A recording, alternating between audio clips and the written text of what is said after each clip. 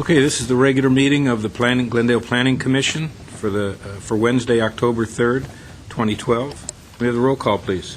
Planning Commissioner Astorian. Here. Planning Commissioner Landrigan, absent. Planning Commissioner Lee. Here. Planning Commissioner Resain, absent. Chairperson Pro Tem Sheets. Here. Okay, could we have the report, please? The agenda for this meeting was posted on Wednesday, September 26, 2012, on the bulletin board outside City Hall and on the city's website. Thank you. Will you all join me in the Pledge of Allegiance, please?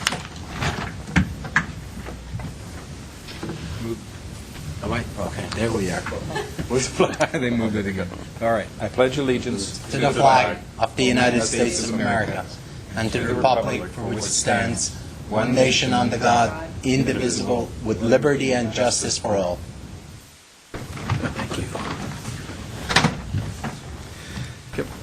Okay, next item is approval of the minutes from the September 5th Planning Commission meeting. So moved. Seconded? You second? Abstain. Oh, So can I second it, or do I have to? pass the gavel? No. I apologize. I was looking at the agenda. So there's an abstention from the approval of the minutes? It's a majority of the quorum. Okay, so Yes. then we just, so they're approved. Yeah. Approved as submitted and noting the abstention. Okay. Thank you. Nothing for oral communications, no zoning appeals. For item 7, Planning Commission items, no new business. On the old business, item 1 is a code amendment case number PZTA 1228852, continued from September 5th. It's citywide mixed-use zones, DSP and CR for creative signs. And proposal is to amend Chapter 30.33 and 30.47 of the Glendale Municipal Code, 1995, relating to sign standards in mixed-use zones and relating to creative signs. It's exempt from CEQA review, and we'll go to staff and show Eric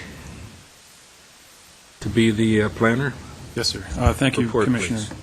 Members of the Planning Commission. The purpose of today's meeting is to go over some proposed amendments to the sign ordinance, which is Glendale Municipal Code Chapter 30.33, and some design review criteria for the creative signs that's in the design review chapter of 30.47. Staff is requesting that the Planning Commission make a recommendation to the City Council for the proposed sign amendments that we'll be presenting to you this evening. Kind of just a little bit of a background. This came up when we went to City Council back in October of 2011 for the proposed Lex on Orange project, which was strictly a residential project in the mixed-use zone that was proposing to have some signs as an option for branding the building, which are not permitted under the current code. Just the current code does not allow strictly residential uses in mixed-use zones to have any signs, with the exception of for the garage, for entrance, exits, that sort of directional signs, and small building ID signs being an address or something like that. So we got direction from the City Council to look into modifying the code to allow some of these larger mixed-use or larger residential projects that are being proposed in the downtown to allow them to have signs for their buildings. So I'm just going to kind of quickly go over some of the proposed changes that we're going to be recommending for you to make a recommendation today. One of these signs that we're proposing to modify is the identification signs. We're proposing that a maximum of 4 signs would be allowed for new buildings or existing buildings that would choose to do the signs as well. There would be allowed a maximum of 100 square feet. And these are basically wall identification signs that would be attached flat to the building surface. And so one sign would be permitted for each facade of the building. So if we only have like two facades, they have to either face a public street, public alley, parking lot, or the freeway. So if you only have 2 faces that would face one of those directions, then you'd only get 2 signs for that building. So we want to make sure that, like for instance, the Lex on Orange project had 2 separate buildings almost that were attached by a pedestrian bridge that went over an alley. So they conceivably had 1, 2, 3, like almost like 6 sides that could potentially have a sign, but we want to limit these projects to a maximum of 4 signs. And these would only be allowed in the IMUR, SFMU, and DSP zones. And then we also are suggesting that they can be combined with a new projecting ID sign that's in a new section 3033-180. I'll kind of go over those after I show you a couple examples of some of the signs that we're talking about. This one's not that easy to see, but if you look down at the lower corner of the building, they're kind of just above that little fancy truck, I guess it is. There's a sign that says the Lexon Orange, and that particular sign is it's only the 21 square feet, so it's not clearly representative of what we're talking about. But so that one would be allowed to go a little bit larger than that, which is, and as like the building frontage that they currently have, if it was to be a wall sign like in a commercial zone, that would be allowed to have close to 100 square feet on that surface. One of the other signs for the same building is on a different elevation. You can see it's kind of right at the corner there. So it's another sign that says the Lexon Orange. And all these signs are basically just allowing some of these larger multifamily buildings to brand the building so that people driving by can understand that it's an apartment building and that sort of thing. That particular one was 38 square feet. So here's another one right here. This is another elevation on the same building. This one had 3 wall signs essentially, and then it had a larger projecting sign, which I'll show you in just a minute, that was actually processed as a creative sign.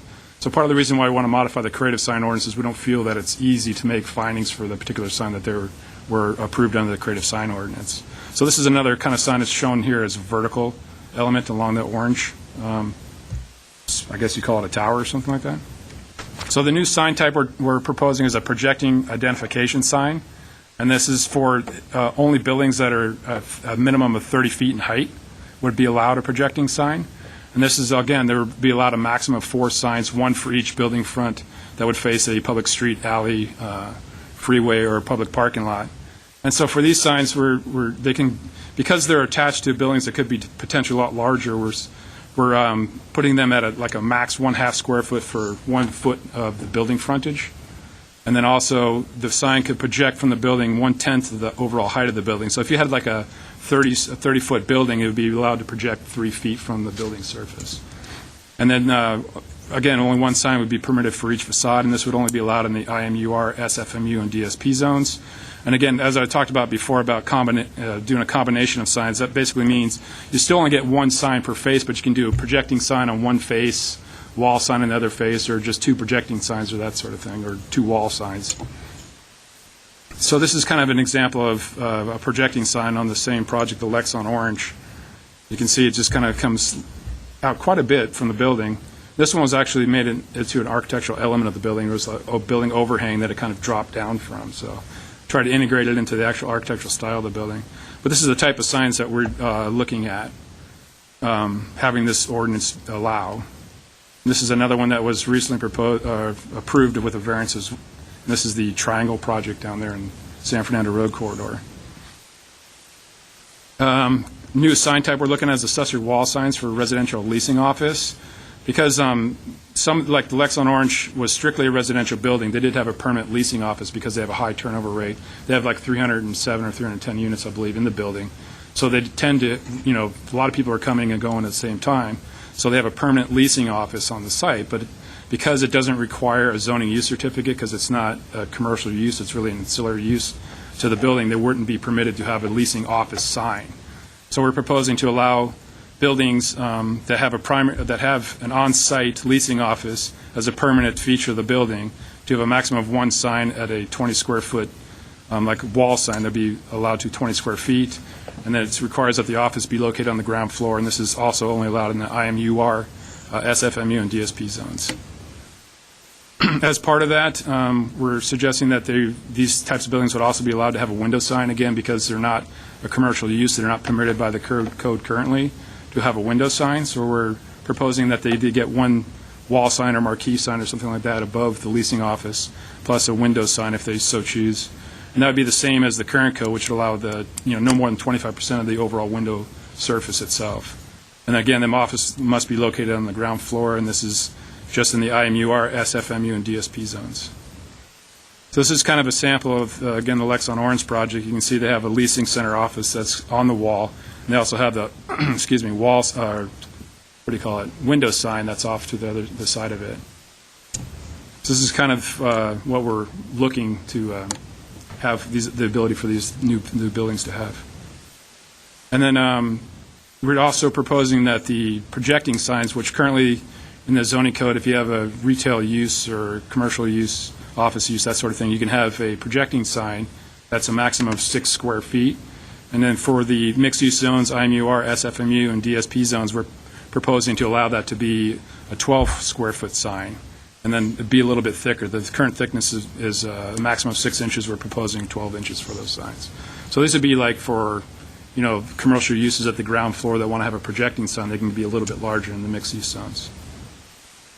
And then also we're proposing to modify the creative sign criteria under Section 3047-040H of the sign code, or design review code.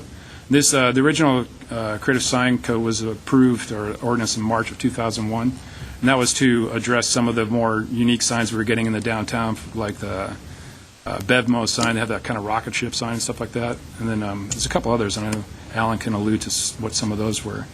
So right now we've approved a total of 5 signs in that under the existing creative sign criteria, which, again, Alan can allude a little bit more on the difficulties in making some of those findings required to make those a creative sign. So the modifications would better align criteria with the design review process and policies that we currently have under the design review ordinance, and then would revise the contextual criteria to reference specific locations designated in diagrams in the downtown specific plan, and then limit creative signs to specific locations in the downtown to upgrade memorable places and landmarks. And I had a couple slides of some of the creative signs that have been approved in the downtown. This is for the proposed Lemley Lofts project. This is on the corner of Wilson and Maryland. And then we have the Glendale Galleria that recently got the creative sign proposed for the entrance along Central Avenue across from the Americana brand. And this is the 5-Star Cinema, which is also in Maryland, which is in the new arts district of the downtown. And I'm going to let Alan kind of talk about these last 3 slides real quick. Yes, sir. Go ahead. Go ahead. Can you go back 1 slide, please? This one? That 5-Star Cinema. Are you talking about the sign, the 5-Star Cinema, or the No, circular one? the one that kind of looks like a movie reel. Oh, basically. okay. That's okay. That would be considered a sign. That's the creative. That was approved under the current creative sign Okay. ordinance. Thank you. Okay. I just wanted clarification. Mr. Kraus, couple of 2 or 3 questions. First of all, we're only talking about exterior signs, nothing interior here. Correct. Yeah. Okay. Now, there was a mention of creative and projection signs. Could they both be? Can one be a projection sign and a creative sign, or they're being discussed in under different headings and different concepts? Well, they're different concepts. The projecting sign will be allowed for just those uses in the downtown specific plan. Okay. The creative sign is in the DSP as well as the CR zone up in the Montrose area. But I think it was difficult with the creative sign to approve just essentially what are large blade signs, large projecting signs. They didn't really meet the criteria required to be approved as creative signs. So we've kind of allowed them to have a more standard type of sign rather than being approved as something that's considered creative. Now, if a creative sign or a projection sign, you said each facade can have one sign up to, for a projection up to 100 square feet for the total building, correct? Now, the 100 square feet be for like a wall sign. The projecting sign would be based on the overall frontage of the building. Okay. And you get 1/2 for every 1 foot of building frontage. Okay. That answers my question. Thank you. Okay, there are 3 more slides here. As Eric said, that we are proposing to modify the creative sign design review criteria, particularly as it relates to context. The creative sign criteria is basically it's a design review approval, so it has to meet certain design review criteria. The current ordinance is basically adopted whole cloth from the city of West Hollywood, and through the process of doing the 5 creative signs that we've approved, we found that their language doesn't exactly meet some of our intentions. So one of the things we'd like to do is to reference specific diagrams in the downtown specific plan that will help kind of direct where creative signs should be located in the downtown. They're appropriate, but the really large ones like the Galleria or the Lumley Lofts are not appropriate at every street corner. They're appropriate in very specific locations because of the design goals that we have. So, for example, this is a page out of the downtown specific plan called Landmark Architectural Features. And you can see the diagram on the right that shows various locations where street views are terminated because, as you know, downtown Glendale, there's a lot of kind of misaligned streets, so you drive on one street and it actually ends on a building face. And the red circles indicate the Galleria sign, the recently approved Brandon Wilson project, and the Lemley sign. Part of the way we justified those signs as being creative signs was because they fell on these locations, where the language for these signature architecture features says prominent building entrance, public art, public space, or unique signage. So this was how we sort of said these are appropriate locations for creative signs. And that was the beginning of how we justified making the criteria for these 3 signs that have been approved over the past year.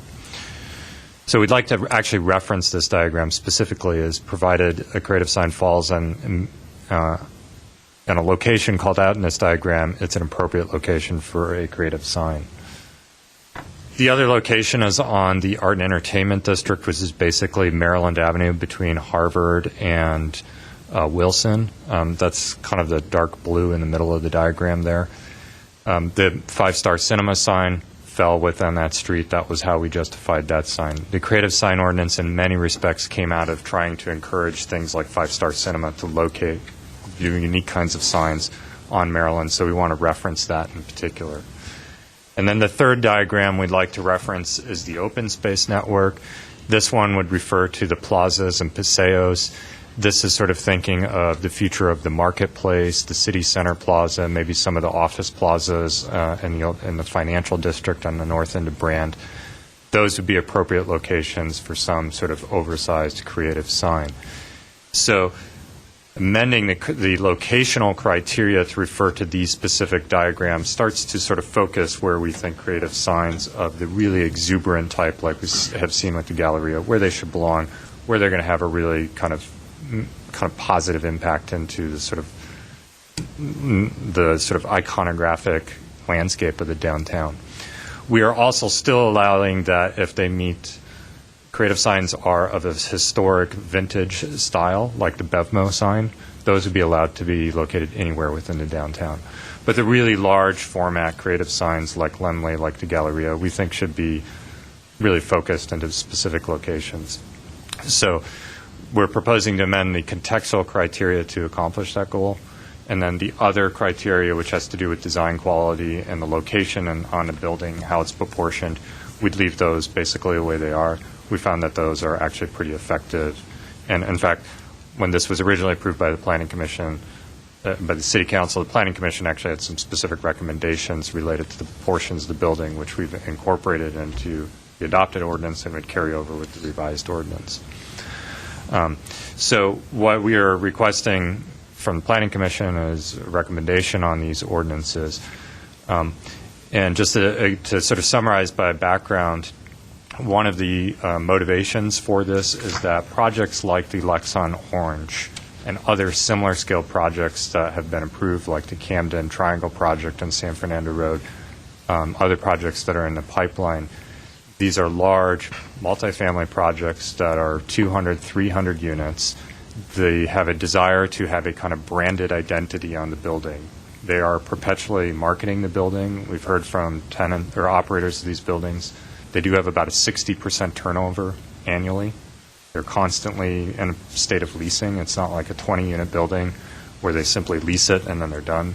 They're always leasing. They always are branding. They're always marketing the buildings. Every one of these projects that we worked with has a desire to have a kind of branded identity on the building.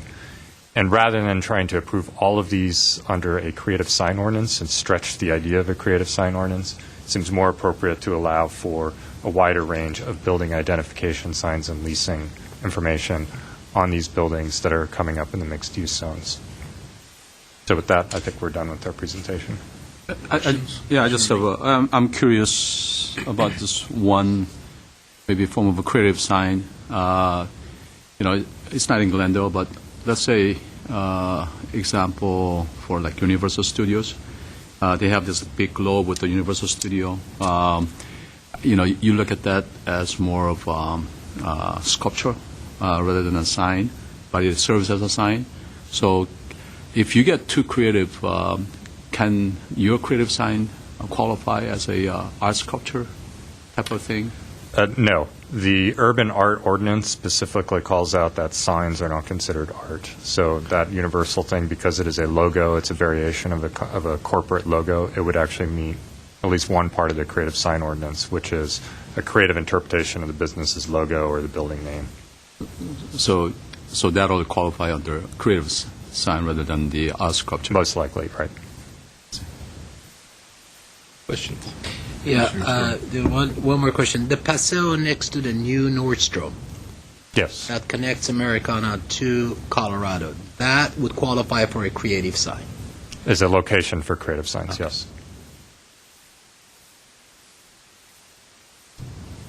Any more questions? I had a couple quick ones. I think they're quick. The on-site leasing sign, would you just quickly give me the idea about why we have them and what they will look like, what they'll look like on the building? I think you went over it.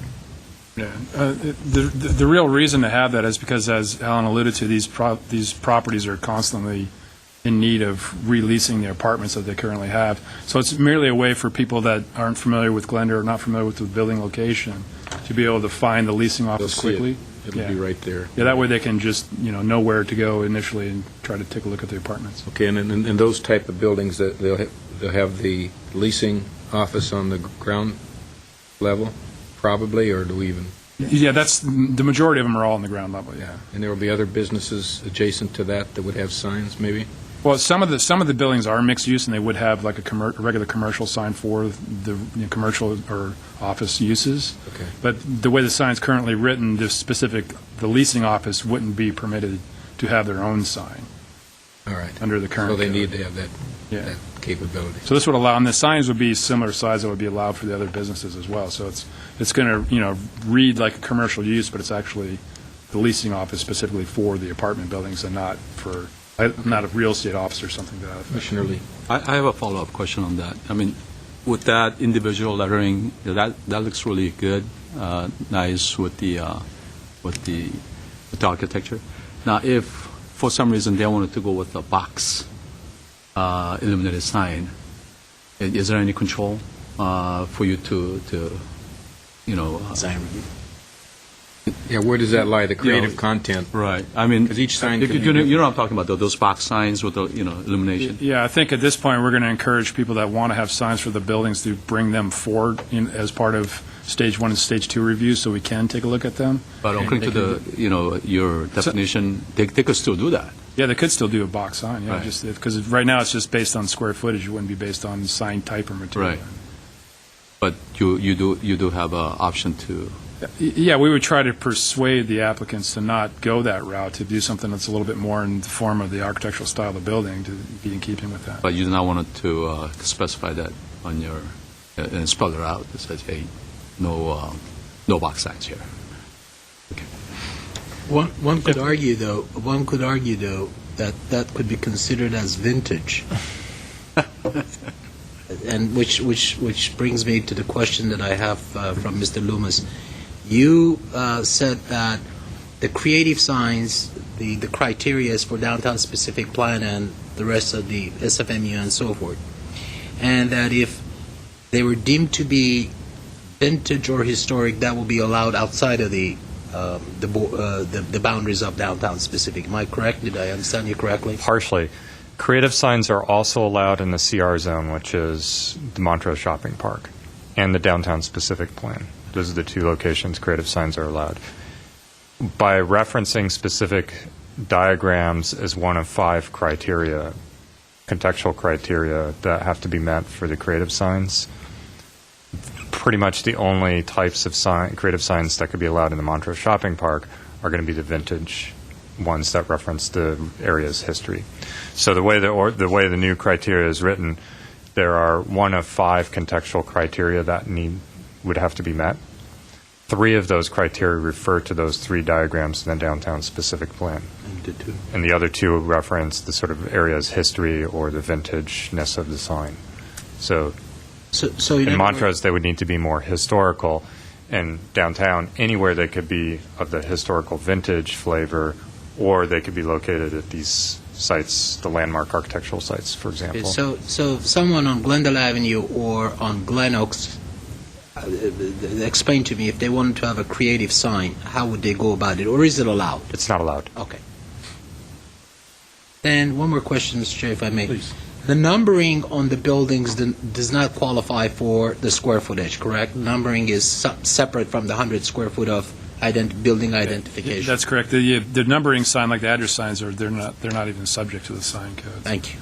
Is there a limitation as to the size of those numbers? I believe so. I think there's, I think it's either, is it 6 square feet? Yeah, I can get that number for you. Okay. Thank you. Along that same line, and it's more of a sense that I have, and maybe you could help me be a little clearer on it.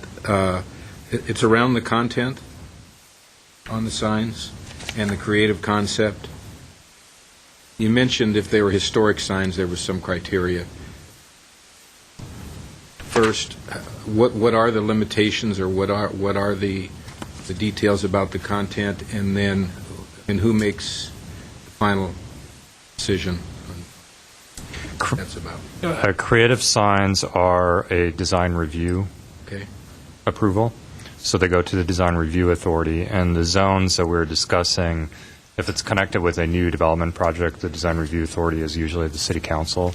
Okay. Although if it was an add-on to an existing building, potentially the community development director would be the approving authority.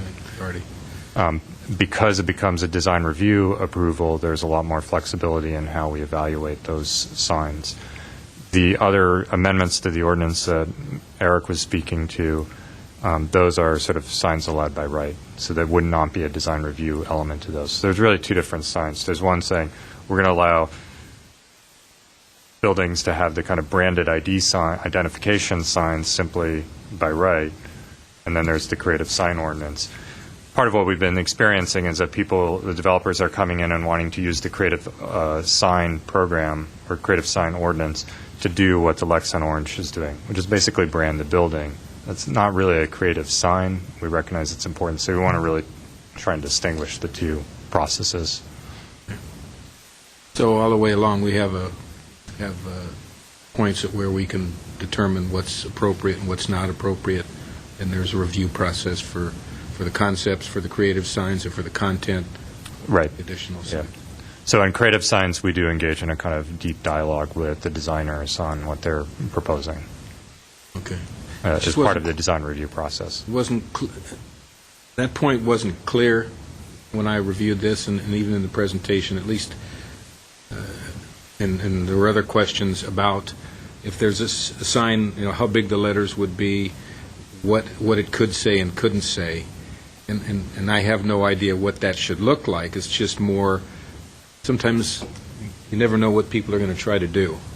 Sure. So as long as we have a place for every sign, whatever type it is, that it's reviewed and the content and the style of it, at least it seems to me there should be something in there that gives some criteria of what's right and what's not. Under the proposal for allowing building ID signs in leasing offices, if a developer came in and said, we'd like to brand our building Allen's Place, we wouldn't have any kind of ability to regulate that content. That would be their branded identity. Okay, it's their branded identity because they say it is. I mean, Exactly. Commissioner Lee. I just have one more, question. Within the allowable square footage of this, if they use those, the radio signs or the digitized signs where, the letters go by, or actually you can have a fixed illumination of a, digital image of the signs. Are those allowed? within this criteria? I'm not sure if I'm understanding what kind of signs you're trying to describe.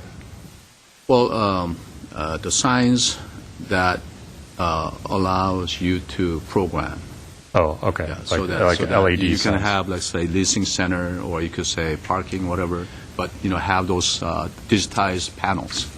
So a lot of people use that inside, for directional type of things. Right. But if they decide to use it outside, If they wanted to do a kind of animated sign, like the digital right, LED boards, I guess that's, yeah. they would need to meet the creative sign criteria. Otherwise, they're That's not creative, permitted. okay. So, for example, the five-star cinema, if we could switch back to that. So in the case of a leasing office, they would not be allowed to use No, that it would be a type of- static sign. Okay. Five-star cinema, for example, that blurred area that looks like a film strip, that in fact is a programmable LED band. Okay. And the intention is that will be programmed with movie premieres or movie images. Part of the way that was justified as a creative sign is that the design, the architecture, the fact that it's on a circular thing does allude to an analog film strip. And if it wasn't animated, it would sort of miss the point. So it was met the kind of one of the criteria for creative signs of being a unique visual interpretation of the business that the sign is trying to advertise. Mr. Chair. Following up on Mr. Sheets' comments, I think, or is it not? I mean, Allen's building, I understand. Allen is an acceptable, to me at least personally, is an acceptable concept, name, content. But if the content is inappropriate in the minds of folks, does that fringe on First Amendment rights and so forth, or can that still be regulated? Looking at Well, members of the Planning Commission, First Amendment is always a complicated area, and it's a highly protected right, so it's a free speech right. And if commercial speech is subject to additional regulations, but generally only, reasonable time, place, and manner restrictions.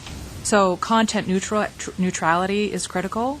So I would say generally no.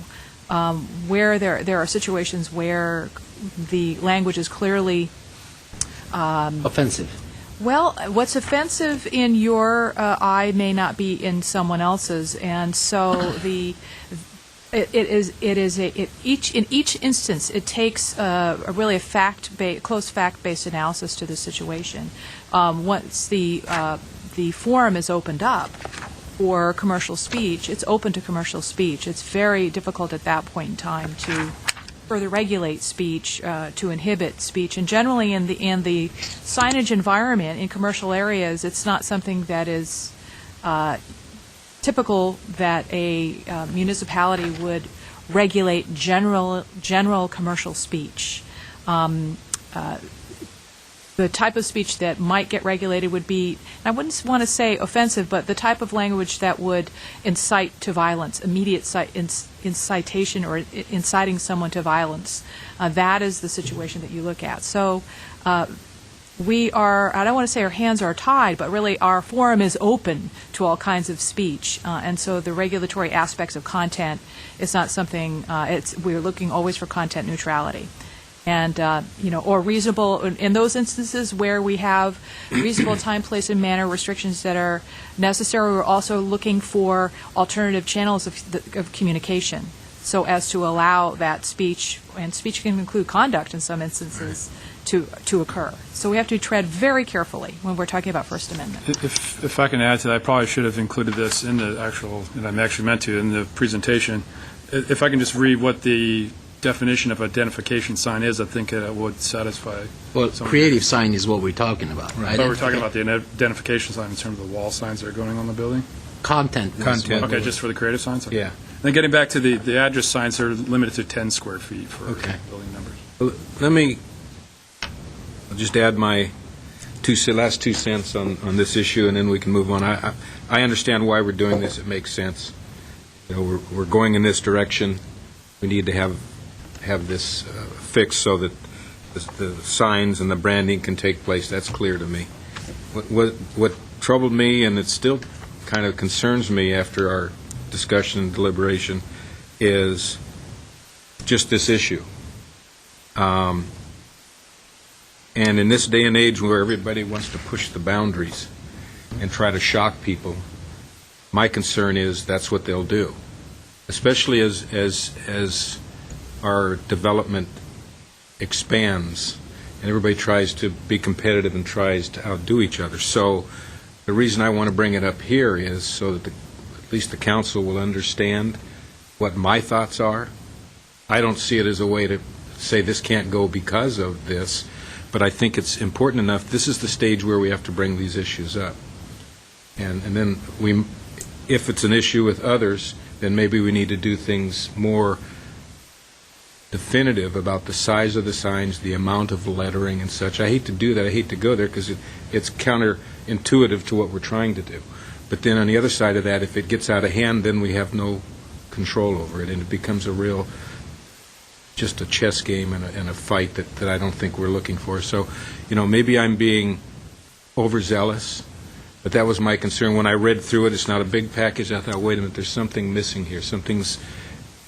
There's something that needs to be in place, maybe, at least in my mind. So, if nothing else, if that goes into the notes that goes to the council, I think that would satisfy me. I don't have any ideas about what we do. The only other thing that came to mind, and I know it's probably a dirty word, is outreach.